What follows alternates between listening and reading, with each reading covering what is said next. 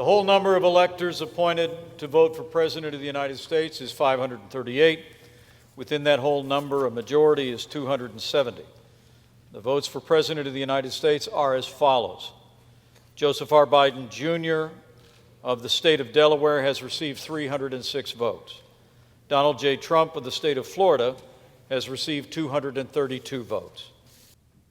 Welcome to Hold the Line. I'm Buck Sexton. That was Vice President Mike Pence officially certifying the Electoral College results late last evening, officially making Joe Biden the President-elect of the United States of America. Of course, the certification came after Congress reconvened following hours of rioting by Trump supporters and a somewhat tepid response from President Trump initially. Since yesterday's violence, Facebook and Twitter have both suspended Trump from their platforms. Despite the fact that he's been all but banned from social media, Trump did release a statement last night through the White House Deputy Chief of Staff Dan Scavino, promising an orderly transition. Trump said, "Even though I totally disagree with the outcome of the election and the facts bear me out, nevertheless, there will be an orderly transition on January 20th. I've always said we would continue our fight to ensure that only legal votes were counted. While this represents the end of the greatest first term in presidential history, it's only the beginning of our fight to make America great again." Tonight, there's also a growing list of high-profile administration officials who have tendered their resignations. That list includes Transportation Secretary Elaine Chao, Chief of Staff to First Lady Stephanie Grisham, and Deputy Press Secretary Sarah Matthews, Special Envoy to Northern Ireland Mick Mulvaney, and Deputy National Security Advisor Matt Pottinger. We're likely to see more resignations happening in the days ahead, but let's first look at what we know at this point. Conservatives, despite what you would see in the media, very broadly condemned this as soon as it happened. I was among them. Very early in this process, you saw people in conservative media, including many with the largest platforms, the largest following, saying that breaking the law and attacking police is not something that we do. Vice President Mike Pence specifically spoke to our law enforcement officers who are on Capitol Hill doing their job. Here's what he said. We will always be grateful to the men and women who stayed at their posts to defend this historic place. To those who wreaked havoc in our Capitol today, you did not win. Violence never wins. Freedom wins, and this is still the people's house. So the vice president giving some much needed support, I think, to law enforcement after a lot of videos out there showing that there were cops being pretty viciously attacked. Now, there was a shooting. It was a fatal shooting of a woman, a mother, a military veteran. And I still want answers about what the possible justification could be for the use of lethal force in that situation. I was not there, but there should be a full investigation of that fatal shooting because based on the video that I've seen so far, it does not to me look like a justified use of force. So we need answers about that. Tear gas, some of the other things we saw police deploying, absolutely what you would expect and what is part of protocol for a situation like this. But the use of lethal force against unarmed protesters is something that has to be looked at very closely and right away. But what does this mean as well for the movement? Where are we going now? Those concerns haven't gone away. The outrage at not only the outcome of the election and the very broad belief, the very widespread perception that there was fraud that changed the outcome, that still lingers on. But we also have lockdowns. We have elites pretending we're in this together when we're clearly not. We have social media companies suppressing everyday citizens, suppressing people like you and me, all the way up to the President of the United States for sharing disfavored narratives, for sharing alternate viewpoints from what the consensus of the elites may be at any point in time. This cannot be sustained. This is going to result in more anger, frustration, division, and eventually it will boil over, as we already have seen here, and it perhaps will be much worse the next time around. Senator Ted Cruz, I think, gave some very worthwhile remarks about the challenge that faces us now and how we have to hold ourselves as conservatives going into this new administration. Play it. All of us are faced with two choices, both of which are lousy. One choice is vote against the objection. And tens of millions of Americans will see a vote against the objection as a statement that voter fraud doesn't matter, isn't real, and shouldn't be taken seriously. And a great many of us don't believe that. On the other hand, most, if not all of us, believe we should not set aside the results of an election just because our candidate may not have prevailed. And so I endeavored to look for door number 3, a third option, and for that I looked to history, to the precedent of the 1876 election, the Hayes-Tilden election, where this Congress appointed an electoral commission. Getting answers to valid questions. That's what a vast majority of the people that were gathering in D.C. yesterday wanted. That's why most of the people who were there in our nation's capital wanted to show their support for their fellow Americans and wanted to get some answers. And unfortunately, that process was marred by what happened at Capitol Hill. And we have to draw a very hard line on this, as we have and will continue to. You cannot break the law in this way, because that's what the left does. They use intimidation. They use fear in order to get their way politically. And we cannot become who they are because we're trying to defeat them. We have standards. We have principles. The fact that they does not relieve us of the obligations of the rule of law and honorable conduct. And that's why it's also very difficult right now to sit here and listen to Nancy Pelosi and the Democrats continue their drumbeat for the 25th Amendment to be invoked. We have 2 weeks before Joe Biden is inaugurated, and they are still talking about getting Trump removed with the 25th Amendment. Play it. The violence targeting Congress are horrors that will forever stain our nation's history, instigated by the President of the United States. That's why it's such a stain. In calling for this seditious act, the President has committed an unspeakable assault on our nation and our people.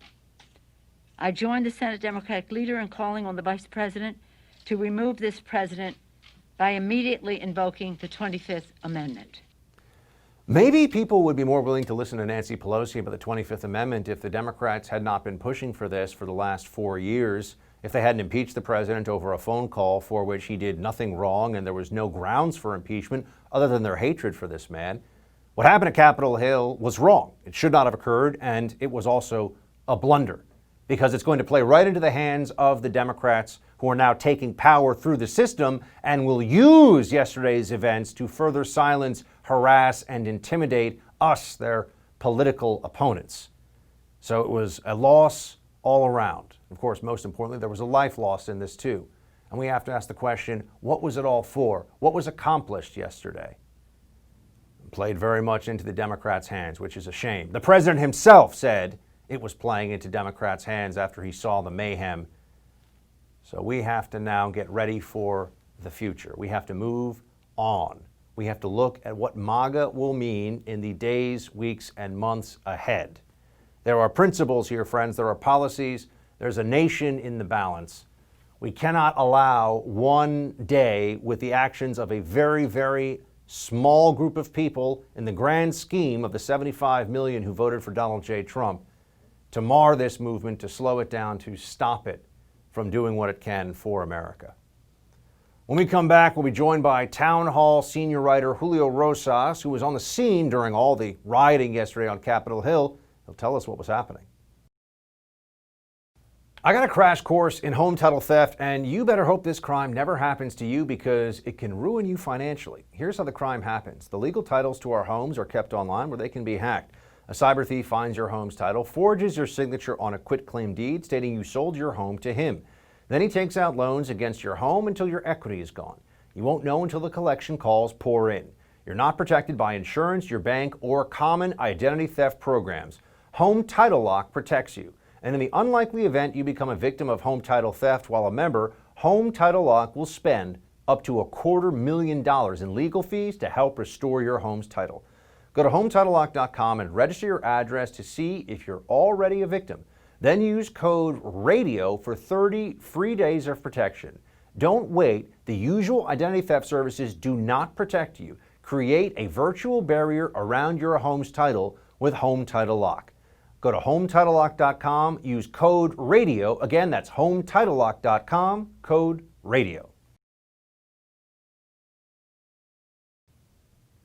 Many of us are still in a state of shock after what happened in our nation's capital yesterday. The anarchy and chaos seem to come straight out of a movie script. Many questions will linger in the minds of Americans for a long time to come.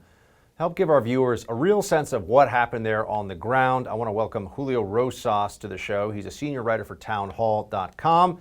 He was present at the Capitol to witness everything as it was happening yesterday. Julio, thanks so much for being here. Well, thanks for having me, Buck. Julio, I want you to sort of describe what you were seeing, but we also have the advantage here of having some excellent frontline video taken by you. Let's start with a fight that we see here inside the Capitol Rotunda. How did it? What led up to this? How did it come to this, Julio? So people had breached the Rotunda, and this was about probably an hour after a lot of people had already gotten inside. So the main issue was manpower. Eventually, as you can see, the police officers had the manpower to finally take it back. And so that's when they created the line to start pushing everyone out of the entrance that people had come into. The issue was, as you probably know, the Capitol hallways are very narrow. So people were trying to get in while other people were trying to get out. And it just created this big, very dangerous situation where people could be trampled on.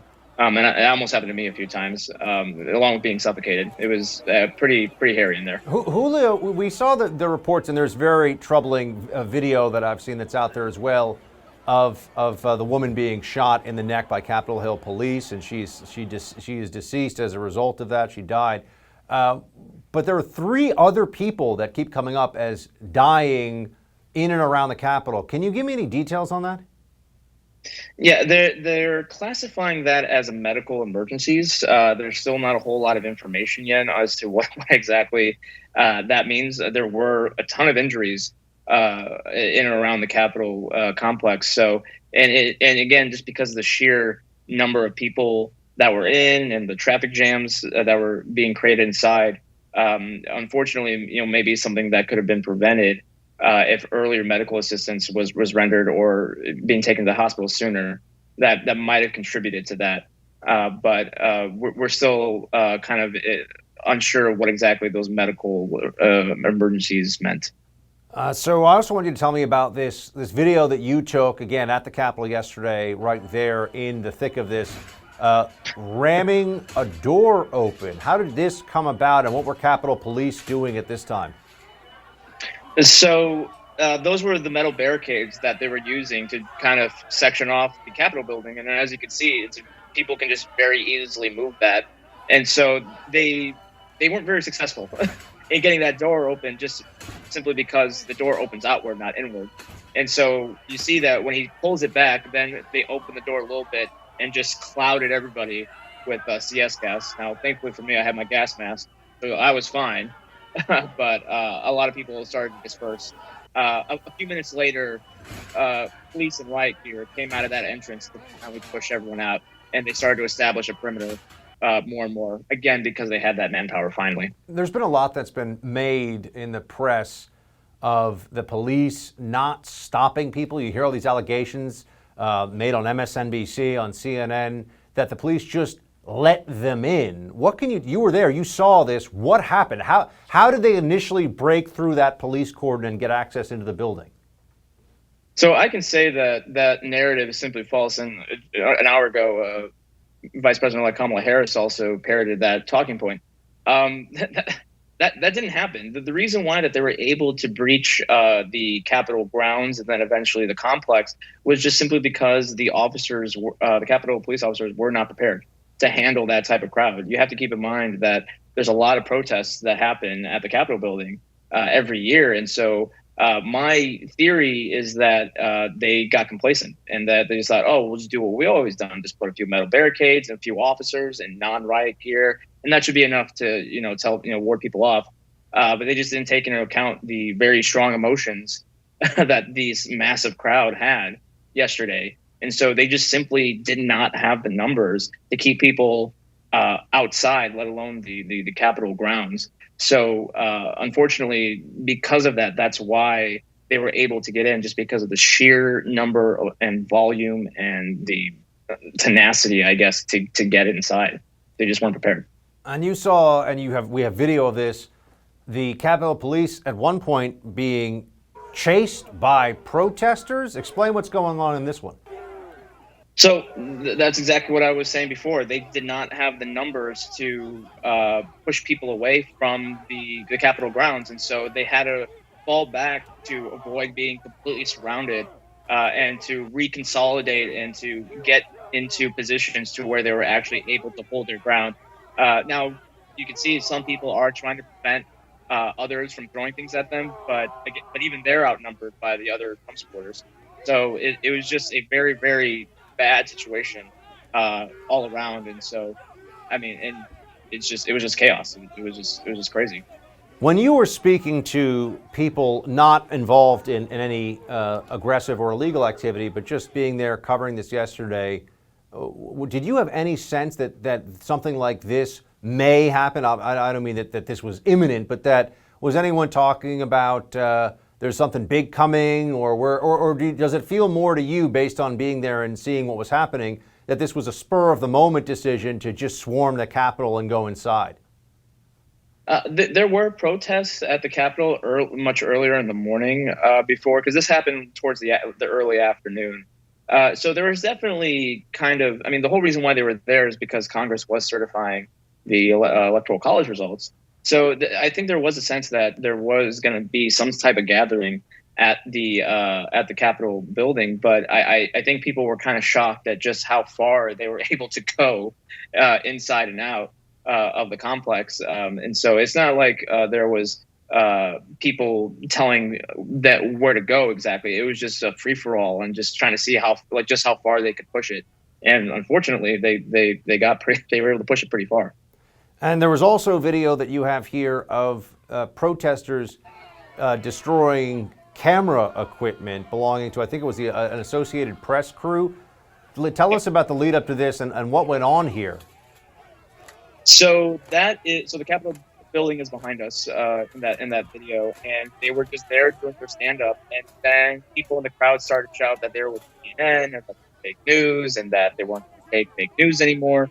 And so they just started. It just slowly started to surround them and coach them. They started throwing things at the camera crew, and so the reporters had to leave, and they left a lot of equipment behind. Well, they tried to save as much as they could, but a lot of it was destroyed. They were putting water all over it. They were smashing all sorts of, and this is very expensive camera equipment. And so, unfortunately, that happened, and that wasn't. They were looking for people like CNN and other fake news outlets to do this to. Julio, more great reporting from you, sir. Thanks for being there on the front lines and bringing us your ground truth. We appreciate it. Thank you for having me. If you watch the media's response to last night's riot, you would notice a little bit of hypocrisy about when political violence should and should not be condemned. We'll discuss that with media columnist Bobby Burack from OutKick after the break. These days, being prepared for the unknown is more important than ever. I'm sure you've noticed the world we live in is anything but predictable. We could all benefit from something reliable right about now. What could be more reliable than real gold and silver? I'm talking about real gold and silver you can hold right in your hands. Call the Oxford Gold Group now. Learn how easy it is to get real gold and silver sent securely directly to your home, or how you can have real gold and silver placed in your IRA or 401k. Just call the Oxford Gold Group at 833-600-GOLD and ask for your free guide on owning gold and silver. Again, call the Oxford Gold Group right now at 833-600-GOLD. The Oxford Gold Group is the only gold company I trust. Give them a call right now, 833-600-GOLD. Don't wait for inflation to kick up. Take action today. Diversify, protect your wealth, prepare for an uncertain financial future by owning real gold and silver today. That's what I do, and I get my gold from the Oxford Gold Group, 833-600-GOLD. A growing number of Democrats are comparing yesterday's chaos and unrest at the nation's capital to tragedies like Pearl Harbor or 9/11. Here's Senator Chuck Schumer. President Franklin Roosevelt set aside December 7, 1941, as a day that will live in infamy. Unfortunately, we can now add January 6, 2021, to that very short list of dates in American history that will live forever in infamy. Where was this level of shock and condemnation over this summer when Antifa and BLM protesters ravaged their way through American cities, burning down buildings, police stations, destroying livelihoods? Why did the left turn a blind eye or explain away all of that unrest and violence? Where was the media? If you remember correctly, they were characterizing the chaos and riots as mostly peaceful. These images came and come in stark contrast to what we saw over the course of the daytime hours in Kenosha and into the early evening, which were largely peaceful. I want to be clear in how I characterize this. This is mostly a protest. It is not, generally speaking, unruly, but fires have been started. Destroying property which can be replaced is not violence. Please, show me where it says that protests are supposed to be polite and peaceful. I get it. Mainstream media is ready to rebuke riots now that the disorder has shifted to fit their narrative. Well, here to discuss the hypocrisy of all of this is OutKick media columnist Bobby Burack. Bobby, good to see you again.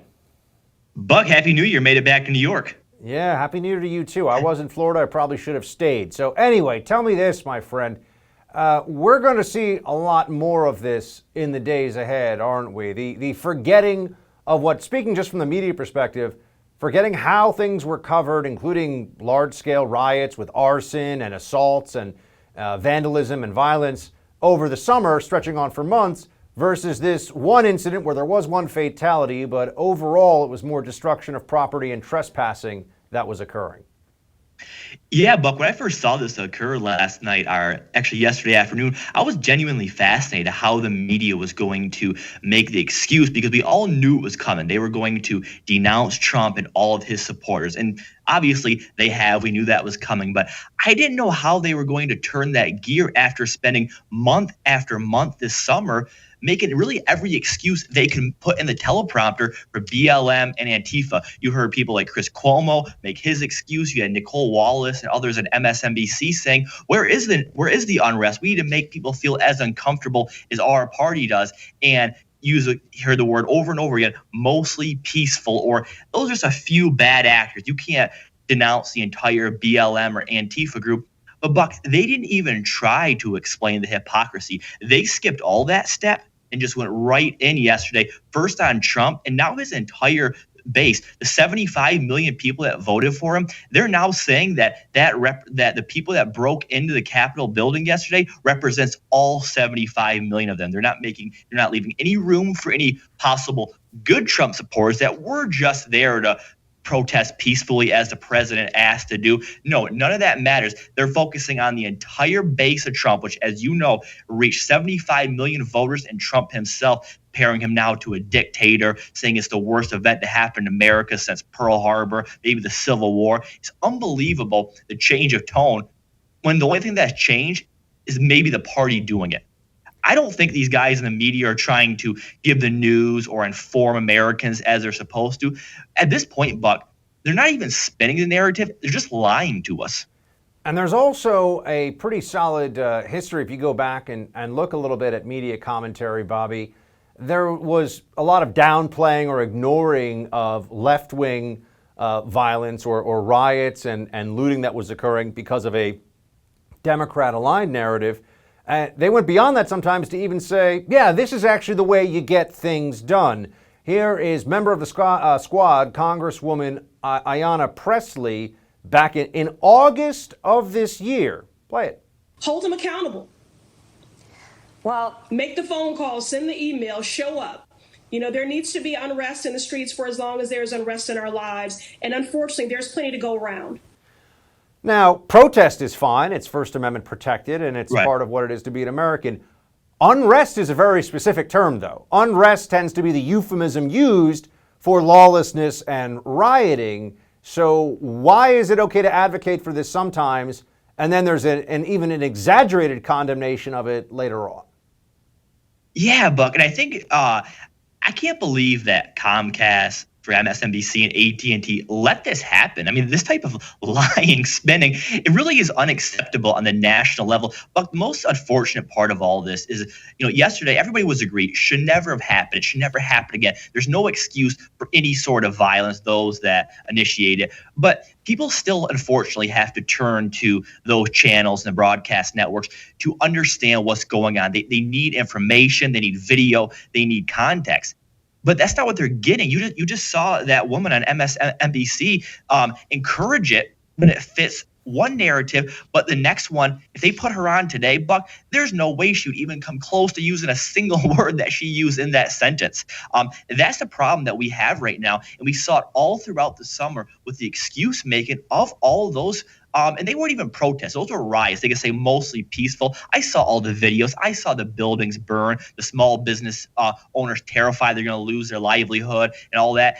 Those were riots. Those were looters. And we have a pretty thin tongue about switching those definitions. They're not all the same thing. There were some rioters yesterday, and there were some protesters, but they're all being lumped together now as terrorists. I saw CNN yesterday say this is domestic terrorism. But this summer, when BLM and Antifa did it, there was a few rioters and the protesters. Explain that to me, because to me, they're exactly the same thing. You either support both, which you should not, or you come down hard on both of them. And I think everybody should look in the mirror why this happened, because this will happen again. Maybe not a story like this, but you'll see that double standard apply all throughout the cable news channels. The hypocrisy extends beyond even what we've seen from the media to elected officials.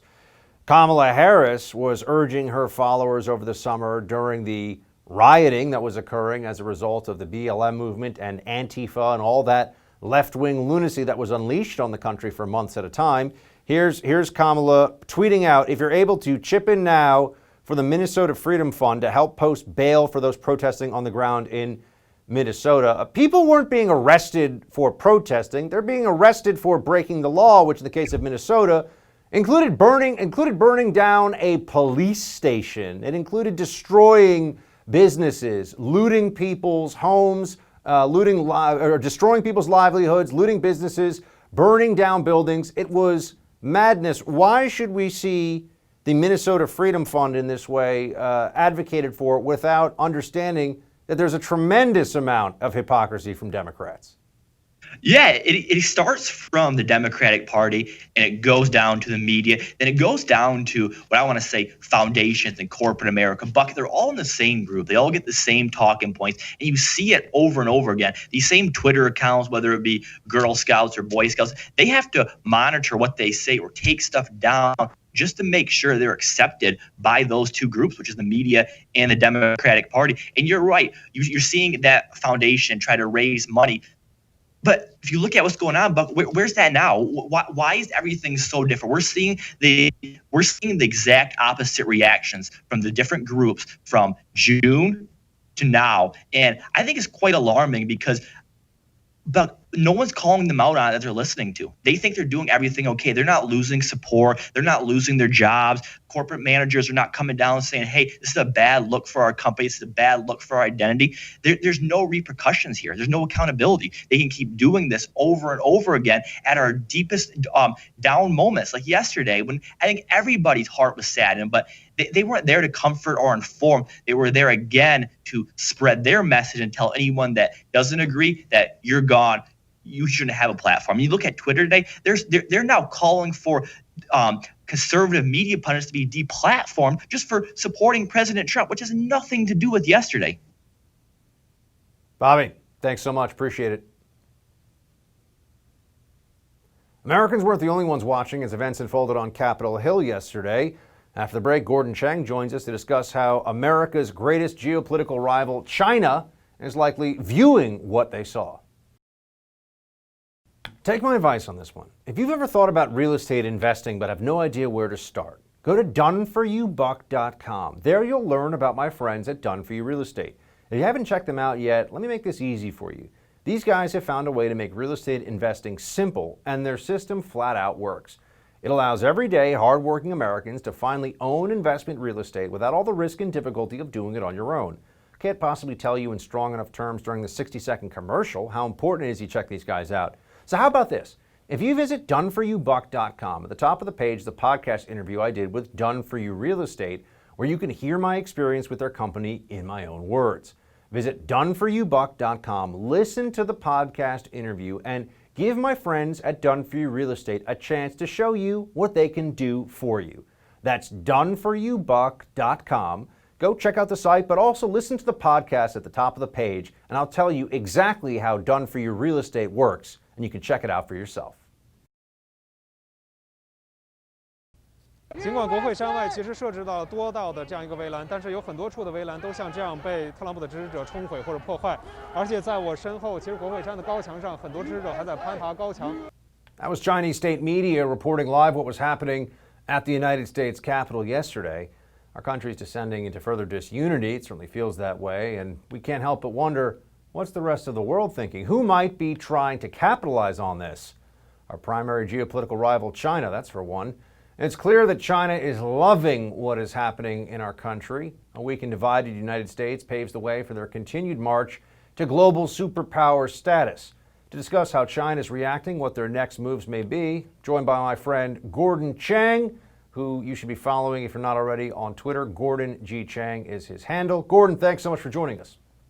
Oh, well, thank you, Buck. Let's start with this, Gordon. What was the Chinese state media positioning of this, and how do they try to leverage any, whether it's BLM riots or what we saw at the Capitol, leverage unrest as part of their own domestic and international propaganda efforts? Yeah, the Communist Party's narrative, and this has been something throughout 2020, is that their superior handling of the coronavirus, shows the superiority of the Chinese system. So anytime there's violence on American streets, they really hype that up. And so yesterday was a field day for them. But we got to remember, Buck, that China has been inciting violence. There's that Radio Free Asia report that the Chinese military based themselves in the Houston consulate, sent TikTok videos to Americans who were likely to participate in riots. Those videos were how to engage in violent protest. So we got a number of different instances where Beijing clearly was participating and fomenting insurrection in the United States. Gordon, I also want to ask how you think we're going to get to the full extent of Chinese influence operations, as it may have had an impact not just on the election, but on U.S. politics over the past year. Are you concerned that the incoming Biden administration is going to want to just move past this? Oh, I have to be very concerned about that from a number of different reasons. First of all, every new president gives China a grace period. Trump did so. But 2021 is not 2017, and we don't have a moment to lose. Also, Biden's general view is outdated. This whole notion of engagement, that it's in the interest of the United States to support the Communist Party. Also, we know that John Kerry, his climate czar, believes that the climate situation is so catastrophic that we can't worry about competing with China. And so I'm afraid that he's going to give up our defenses in order to get an enhanced climate deal. And then, of course, there's Hunter Biden. So the list goes on and on of things to worry about. And Gordon, the Chinese Communist Party is going to want to change in U.S. foreign policy from the Biden team. In what ways? How are they going to play their hand now, sitting across the table from the U.S. in this new administration? Well, we've seen it already. There have been these overtures in the Global Times, for instance, which is Communist Party media. We hear it from the Chinese Foreign Ministry that this is going to be a new era of cooperation between China and the United States. We're going to go back to the era of 5 decades where we worked together closely. And so we have seen these really nice sounding words from Beijing, but we really know what they mean and the substance of it. What the substance is that we submit to what Beijing demands. Gordon, what do you make of the latest news with regard to the origins of the COVID-19 virus and the Wuhan biolab as a leak? I know that that's been a theory out there for a while, but it seems like it is gaining steam, gaining more adherence. What is the latest, as we know it, about whether this was a natural, zoonotic, occurring in nature and transferring between animals virus, or something that not necessarily was created from the beginning, but was tweaked and held in and escaped from a Chinese lab. Well, there are two developments, Buck. One of them is that the now resigned Deputy National Security Advisor, Matt Pottinger, was holding a Zoom conference with British parliamentarians at the end of the year, where he said that it was the view of the United States that the origin of this disease was most likely the Wuhan Institute of Virology. And then, of course, we have in news from the last couple days where even Dr. Tedros, the Director General of WHO, who's been in China's pocket, has publicly complained about Beijing not giving visas to WHO personnel who were supposed to travel to China and Wuhan to investigate the origins of the coronavirus. This has been an ongoing effort on the part of Beijing to stiff the international community. But now Beijing just comes out in the open and really doesn't care about what anybody else thinks. I was going to ask, what is their public justification for slow rolling the WHO investigative team? There really is no justification. They're just saying, no, we're not doing it. And so essentially what we've got is Beijing daring the world. There were a lot of attempts by the international community to study the origins of this disease, but Beijing has done its best to make sure we don't learn, and including sending its top biological weapons expert, General Chen Wei, to the Wuhan Institute in late January. Her job there was to clean up the lab, and I'm sure that she's done a pretty good job of that. So right now, I don't know what we can learn by going there, but the point is China doesn't want us there nonetheless. Does the Chinese Communist Party, Gordon, feel like they've been able to get a bit of a head start over us in getting past the COVID-19 virus? Do they feel like this has been a net strategic positive for their long-term ambitions? No, I think that's clear that they feel that way. And you can see it from what they say day after day in their propaganda, that this shows the superiority of the Chinese system. And it shows how broken the United States is because we have all of these cases. But what's fascinating, Buck, and what China doesn't talk about is that although they had a head start of months, we're the ones to come up with a safe and effective vaccine, which has been fully tested. And we got 2 of those, and we got more down the pike. And China has 2 vaccines, but they haven't even completed phase 3 trials yet. Now, they're still vaccinating people. They've been doing that since June, but their vaccinations, are really questionable as to what they're doing. Gordon, what are your thoughts for where we're heading here for the relationship between the U.S. and China over the next 4 years? I think this is a really dangerous period, Buck. Not only do you have Chinese arrogance, you also have a bit of insecurity because they realize some of their problems are biting them. But also, I think they believe that they can push Biden around for various reasons. I'm not saying they're right, but that's what they believe. And so they're going to test him. Remember, they did not test President Trump because I think they were afraid of him. But they did test both President Obama and George W. Bush before him with very provocative, belligerent maneuvers. And so I'm worried what they're going to do with Biden because I think they believe they've got him in their pocket. And we could hear that from the comments from the elite in Beijing, including those well-publicized comments from the end of November by that Chinese academic, Di Dongsheng. Gordon Chang, everybody. Follow him on Twitter, @GordonG.Chang. Gordon, thanks so much. Good to see you. Thanks very much, Buck, and Happy New Year. Happy New Year. After the break, we've got the buckshot for you.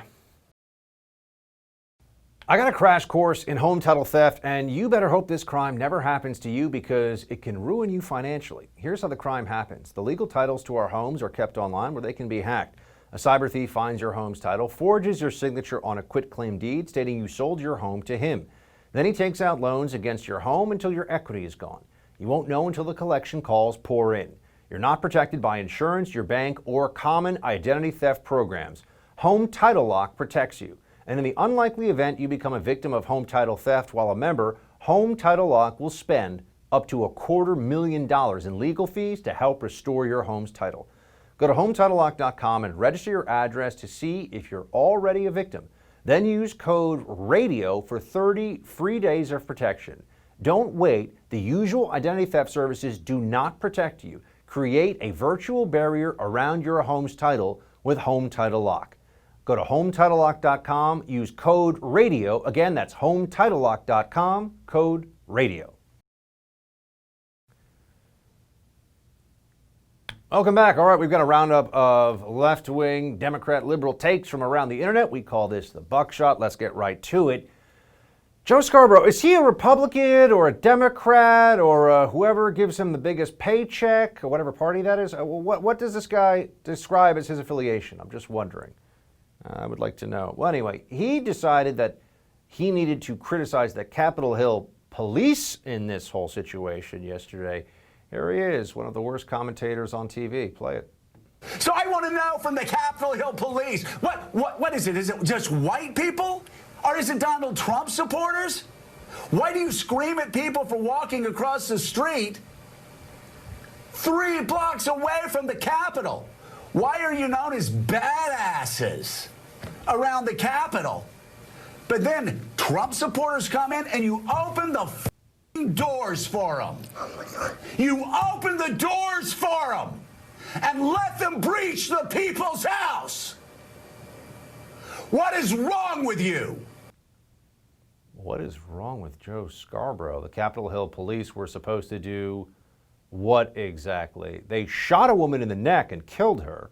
So I think we know that they took some pretty stringent measures when push came to shove, and maybe not even legal ones at that. They deployed tear gas. They were fighting with them. There were arrests made.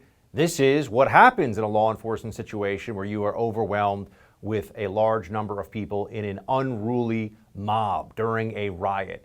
You don't just open fire on them. But remember when the New York Times said that you couldn't have Tom Cotton publishing an op-ed about sending in the National Guard into D.C. during Democrat riots, because that's what they were. Remember when all that was happening? Yeah, you have a feeling that they would have had no problem whatsoever deploying the National Guard yesterday. And even if the National Guard had used lethal force, Democrats would have been cheering that on. No surprise. Oh boy, James Stavridis on MSNBC making one of the, he's not the only one who's making these unreasonable, outrageous comparisons, but he's saying it's like a 9/11 event. Play it.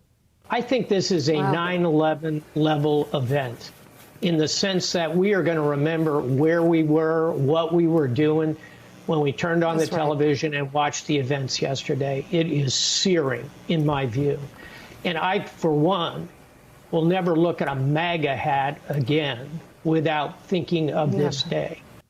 I just wondered, does he think of Bernie Sanders supporters as mass murderers because a Bernie Sanders supporter shot up a bunch of members of Congress, almost killed Steve Scalise? What's the standard we apply here? Small group of people do a thing, and everybody who shares their political ideology in the broadest possible terms is responsible for it. That's quite a new standard the Democrats have developed just for this moment. And also, yes, it was bad. I've condemned it. It was a blunder, meaning it was tactically a stupid thing to do politically, and it also violates actual law, actual norms, things that conservatives should hold to and that we have to maintain as principles. No question about that. And I've said it right away, and every other conservative that I know and think has a good sense of this one is right alongside there with me. But let's also keep this into perspective. Thousands of people died during 9/11. Thousands of people were killed during Pearl Harbor. I mean, there was a person killed, which is a terrible tragedy, and I still want answers as to why that happened exactly. But beyond that, okay, there was vandalism, there was destruction of property. People should go to prison who did that. It's okay. Congress was in session later on that day. Their business got done. You know, we're going to be okay. There should be punishments. There should be accountability. But this isn't the end of the world. I know they want to make it into the end of the world. They're exaggerating the impact of all of this in terms of comparisons to 9/11, comparisons to Pearl Harbor. But, you know, Democrats do a lot of that exaggerating. All right, now on to some less intense things as we get ready to close things out here. The View. If you ever want a standard, ignorant, liberal take on the day's events, a great place to go is The View. Now, Meghan McCain does hold her ground there as a right-of-center voice, and she should be given credit for that. But the women around her, it's just all people chattering about the usual left-wing talking points. And on Joy Behar's enjoy Behar's position. It's somebody who I'd question if she's ever actually read a book. But here you go. This is what you get when you're a conservative on The View, and I'm going to tell you this right now. This is what it's going to feel like for a lot of people in the media for the next 4 years because of this regime change. Play it. Wade, and that their voice can be heard in their democracy. Senator, I understand that. I'm just asking you a direct question. I'm just going to, actually, I'm actually going to end this. Hey, listen, we're going to say thanks to the Senator-elect, Reverend Raphael Warnock, and we will be right back. Thank you for coming back, sir. Great to be on The View. How dare you question the Reverend Senator Warnock on a political talk show? Don't you dare ask a question that he does not want to answer. What do you think this is? Journalism? You're going to see so much more of this, and I want you to remember this right now. What is really more dangerous to liberty? A president whose recourse has overwhelmingly for 4 years been to go to the courts and take his case to the public and to abide by the rulings of the courts, overwhelmingly, with a media that is almost 100% against him, or an administration that is going to have the media as cheerleaders for them, refusing to ask any tough questions and shutting down all dissent. What sounds more like authoritarianism to you? Please remember that one. That's it for tonight's Hold the Line. The No Spin News with Bill O'Reilly is up next. Shields high.